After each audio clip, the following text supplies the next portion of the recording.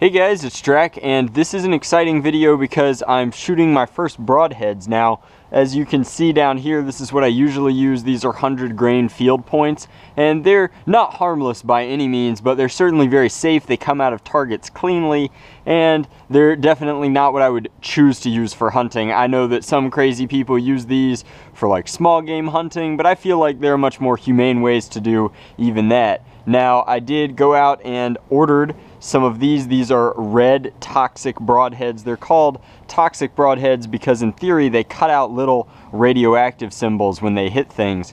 And I threaded some onto a couple of arrows. These are Carbon Raider 400 grain arrows, and I'll be shooting them at a Nerf box with my Samick Sage, which is still just using 35-pound arms, but I've gotten much more comfortable with it and I like it an awful lot. As far as the design of the broadheads, they look great. They're non-mechanical, so they're a fixed broadhead, but they have very thin, almost surgical style razor blade heads, and there are 6 blades all curved for what amounts to a really interesting cutting diameter there. It's not an exact circle, nor does it's a very fascinating type. Now I'm trying to decide if the design of these was focused more on the aesthetics or on the sheer vicious cutting power of them, and that's a difficult call to make. I feel like they're definitely dangerous, but I think that they're doing exactly what they are designed to, with compromises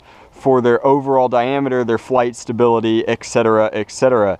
So I'm going to get a little bit closer than I normally shoot. This is a Zombie Strike Nerf box. It's empty. There's no gun inside, which means that in theory this should just be a clean in and out shot and should get us a really interesting cutout. Of note, there are a slight, almost like millimeter style spacing between the blades, and the blades are replaceable on these. I don't think that shooting cardboard into an arrow stop is going to damage them at all though. So I have 2 arrows set up with the broadheads, and let's just go ahead and try it. This will be my first shot. Probably, in all honesty, this is the most lethal thing I've ever done on camera. This is pretty scary stuff.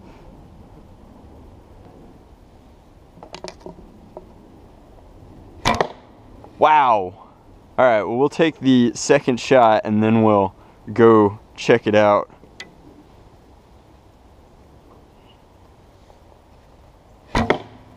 Okay, so I'm half as interested in what they did to the target behind them as much as I am. Okay, so they burrow really far into my arrow stop, which is saying something. Cardboard box off, and these guys come out. Wow.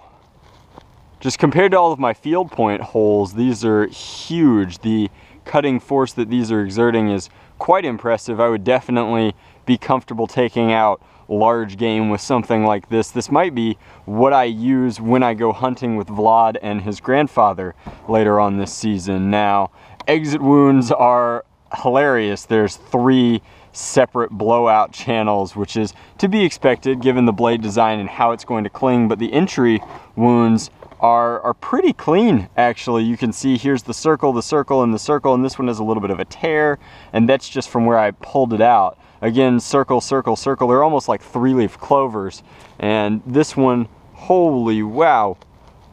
So into my target stop a full 3 inches or so, and these are just really cool. I am still looking for something to hunt small game with in Georgia, so if you have any recommendations as to what you think a good small game broadhead would be, please let me know in the comment section below. But as far as these go, I think that the toxic broadheads definitely are interesting. I chose them for aesthetic purposes, but I think that they're a very cool choice, and I look forward to testing them in the field later on this season.